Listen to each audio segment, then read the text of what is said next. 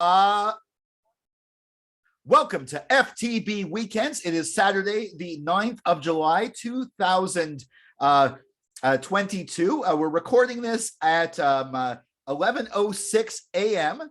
I say the time so that in case there's some developments, we can come back to that in a bit. I'm Jason C. McLean. Welcome, as always, Dawn McSweeney. How is it going? Very good, very good. Dawn, well, if this was yesterday, or as of today in the morning, the Rogers network is apparently back up. So is Interac. So is like debit transactions and e-transfers. In case you decided to sleep in yesterday, Rogers Communications, probably the largest like wireless or internet network in Canada, completely went down. Now, that really sucks for Rogers customers, but one of Rogers' customers or partners is Interac. And Interac was actually, that means all debit transactions were, and most e-transfers were down in Canada for I think over 24 hours. Yeah, so that's crazy. So that's when we learned that Interac is working all on one ISP. So now, while Rogers has come out, I think it was the president or CEO or whoever of Rogers last night put out a personal apology around 11 o'clock and said that they were working on it and that a bunch of their stuff had been restored to people. And now I think there's still probably some people who are down, but Interac and a whole lot of people are back up.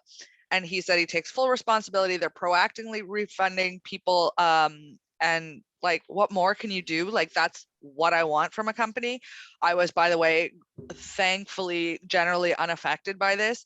But then it was like, everybody's now talking about how Interac is just blaming Rogers when it's really Interac's choice to be on one ISP for a whole country. Like, talk about the bulk deal they must have gotten.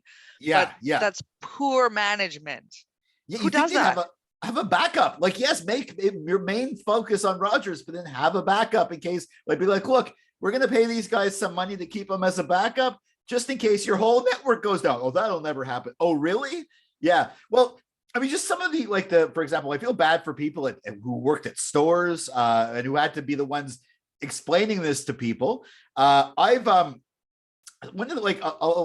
story is like, for example, I'm not on Rogers, but I did want to pay for something on debit. So eventually I got the right money in my account. I was able to withdraw from the CIBC bank. And I was going to withdraw again. I was like, okay, fine. I'm not able to buy debit, but I'm actually going to go to like one of those like third party or whatever, like guichet machines in a convenience store because it's near me. But then that didn't work either. And I realized, wait a second, unless it's your bank's machine, you're using the Interac network. So I had to go that's true. to my bank. Yeah, like that's true. I was also wondering, what if the store itself is on Rogers? Is their guichet then by default down? So these are the questions I had. Well, Montreal's 311 service was down. The city of Montreal's 311. Toronto's 911 service was down. Can we get to that too? Yeah, the service wasn't down. From what I understand, it was just people with Rogers phones were having trouble reaching it. Okay. Well, because there's a law that even if you don't have cell phone service, like even if you don't pay your bill or whatever, you're able to reach 911. Even if you have a cell phone. Okay, I see what you're saying. Okay. So, I mean, aside from the fact that Rogers still is saying they don't know what happened to get here, so they're still investigating that, which is a little bit scary. And a lot of people are conspiracy theorying all over the place when it's probably something like old school, like a squirrel. And it's like, but Interac is going to have to answer for the way that they're handling it, considering not only did companies lose things, people had to buy essentials. I was thinking specifically about people who are in very tight financial situations, or because then it's like you have the money set aside in your account for certain things. Let's say you needed to go get your medication yesterday. You have that money in there. What do? I don't know the answer to that question. People who had credit cards were able to work around the system, but this, of course, once again, doesn't think of the people who are really pinched, have a direct deposit, perhaps from a government establishment, and then it's like you can't get your necessities, and those people are going to be swept under the rug as just, oops, this happened, sorry. Yeah. When really Interac just made extra money off of copying one provider. Yeah, well, I mean, the thing is, like, I've had a situation where, for example, I'm paid the next day, and I got like $12 in my account, and like, And like, there's a restaurant near me that went out of business, Moe's, Cascouche de Coin, Dawson. And I remember one time I actually wanted to like go get food there, and I was getting paid the next day, and I had enough money for like a Big Ed burger. But the thing is, I didn't have enough money to take out at 20. So like sometimes that was just for you. I went to a different restaurant. But what if like that's what you have? You have to buy. See, that's the only reason I was unaffected by the Interac part of it, because I'm not on Rogers either. But the only reason I got away with not being affected by the Interac part is that I was so close to payday that I have everything. I just wasn't intending to spend money yesterday. I had my tickets in my hand. I had my lunch in my bag. I just knew I wasn't spending money anyway. So that's the only reason I locked out and got it, is because I'm poor. Like, it was just that I had budgeted myself so tight that it didn't come up. Yeah. And if it needed to come up, I have the privilege of busting out a credit card and worrying about it later. There you do. But then some people, their resource some might be really don't. To borrow money from a friend. And what if you have a friend who's willing to lend you money, but they can't send it to you? I had a friend who canceled on me yesterday because he needed to put gas in his car and couldn't. Now, I do think that was a bit of a cop out and he just wanted to hang with his girl, but there's a good chance that he really needed the gas. Oh yeah. That's no, it's quite possible. And like, you might not have, there are ways to like, I mean, I'm sure a lot of people are going to blame things on Rogers today. There's quite a bit, but I mean, but like I said, they handled it. They took some responsibility in a way that Interac is not. Interac is saying this is a Rogers problem, but Interac got to choose being Rogers. Rogers didn't really choose this problem, and Rogers is coming out and being like, wow, we're sorry, we take full responsibility. And Interac is like, hey, Rogers' fault. So that's the part where it's I'm not a Rogers customer, but I use Interac. How do I, you know what? They should give everyone like the equivalent of like fees from withdrawing money from the bank account times 5. Give everyone in the country that in the bank account. Well, the crazy thing is they can afford it so easily that I'm not bothered by that number. But I mean, realistically, I would have said even give everybody $5, because that covers even the highest fees for one of those nameless ones, Or how about just get a backup and like you should do that. Like, obviously, maybe don't take the cheapest way. This is one of those things that companies sometimes are making all the profits because they're cutting corners, and sometimes those corners are important. And either they didn't hire somebody who had the sense to know that tech fails, or they knew that it could happen and hedged their bets that it never would and just cashed their own checks. You know what I mean? Yeah. Exactly. You know what? The funny thing is, I'm sure Rogers is going to compensate Interac, but is Interac going to pass those savings along to people?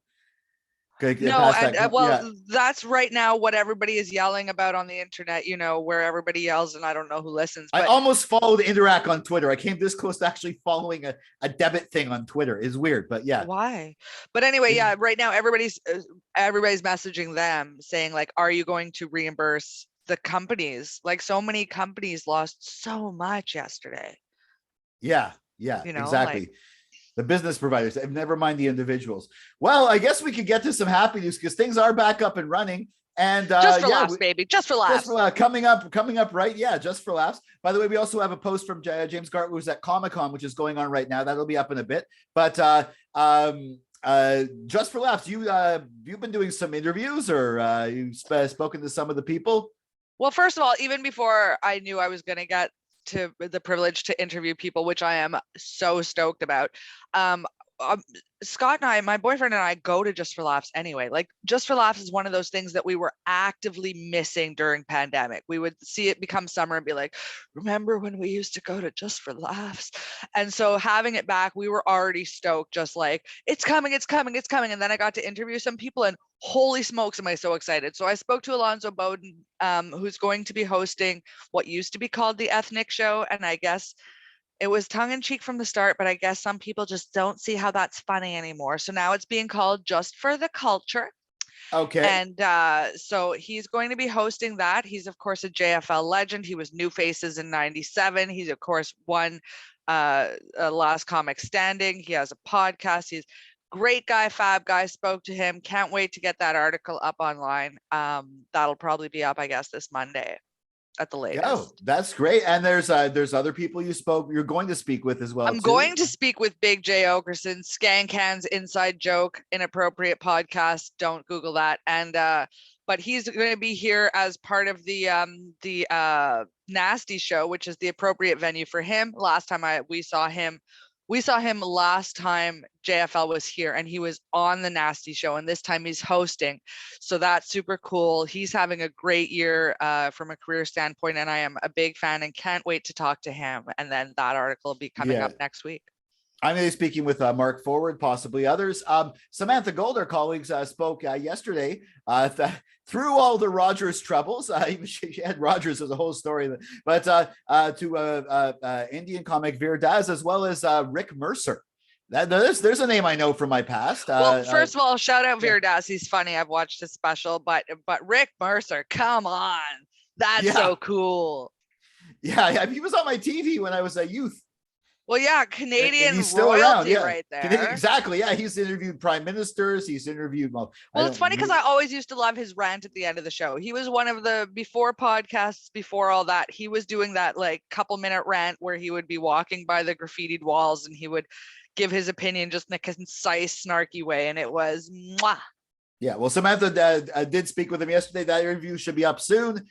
We have a bunch of stuff. We're also going to be going to the shows. That's some positive stuff in the way. Who is the sponsor for Just for Laugh? I'm just wondering. They're not Rogers, right? No, I don't think so. I think, is it Bell? I think it might be Bell. I don't know. I don't know. I'm old enough to remember when it used to be like Craven A. So they're not allowed to sponsor big things anymore. Okay, well, on that note, you could if you're on Rogers, if you were on Rogers yesterday, you couldn't do this, but now today you can. Follow Dawn McSweeney at McMoxie, Twitter and Instagram, me at Jason C. McLean. Follow Forget the Box on Twitter and Instagram. Also on Facebook, if you're seeing this on Facebook, like the video, follow Forget the Box. Tell your friends. On YouTube, smash that like button, subscribe, ring the bell for notifications, get our Android app.